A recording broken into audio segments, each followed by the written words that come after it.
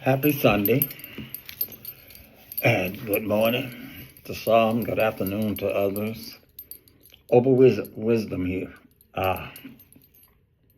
Just taking a minute to wish you all well. Hope you're having a great time, great life, peace and joy. And to the person that requested or asked, why am I not on here every day or at least weekly? I haven't made a decision. And it's definitely not because I don't have something to say. I have something to say about everything, all the time. And what I have to say sometimes offends people, pisses some off, and other people cling to it. That's life. I have a mind, I use it, and I express it in what I believe. What's going on in our world, our society, is not new. The violence is not new. The political attachment and ramifications is not new. The hatred, the racism, the separation and division is not new. And no, these are not the last and evil days. That's been going on since the beginning of time. What is new is we have instant access to everything that's going on. And with that instant access comes instant opinions. And opinions often divide people, when in actuality, they're just opinions. Your opinion don't pay no bills over here. Your opinions don't define me. Your opinions are not law. So therefore I look at them. Some I respond to. Most I ignore because they're not about me. It's about that internal person. And what's going on internally often flows outward. And people have an issue that they can't face, so they put it on somebody else. Hatred is the bastard child of ignorance. I won't take that back. Hatred and indifference comes from not knowing, and too often in today's society, it comes from not knowing and not taking the effort to find out about a situation, the people in the situation. You don't like me? That's on you. I don't have time for liking people because I can love from a distance. Love costs me nothing. Nothing except not wishing ill will or harm to another person. That's who I am. That's what I have come to believe. And I believe that's my Creator's creed. I believe it. And that works for me. For those that say that this is just a test for the Creator to see how we're going to react, that's stupid.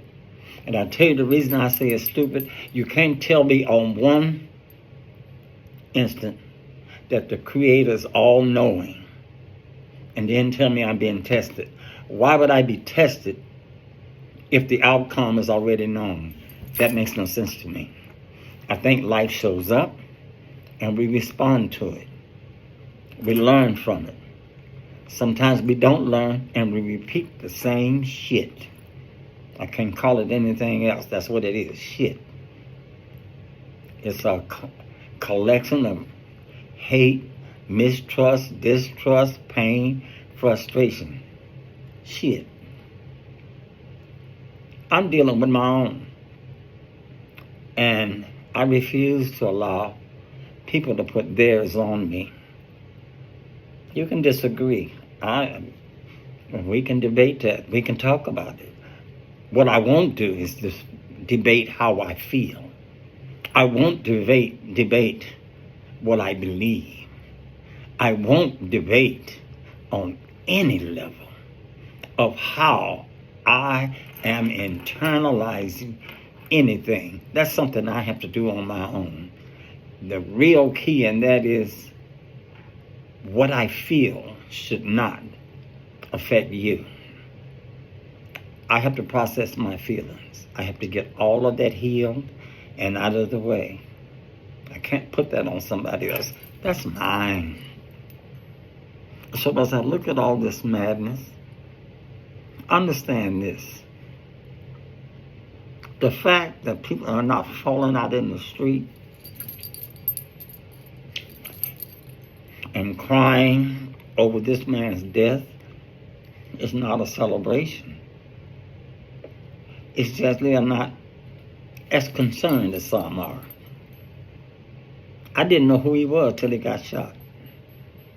Then when I went back and did my history, there was a lot of hate in those so-called opinions. There's a lot of hate calling for civil war, although those calling for civil war got quiet when they discovered that the shooter didn't look like me. Think about that. And usually the people calling for civil war, they're not going to war. Racists and people that hate hide behind a keyboard or in the comfort of a crowd. They're cowards.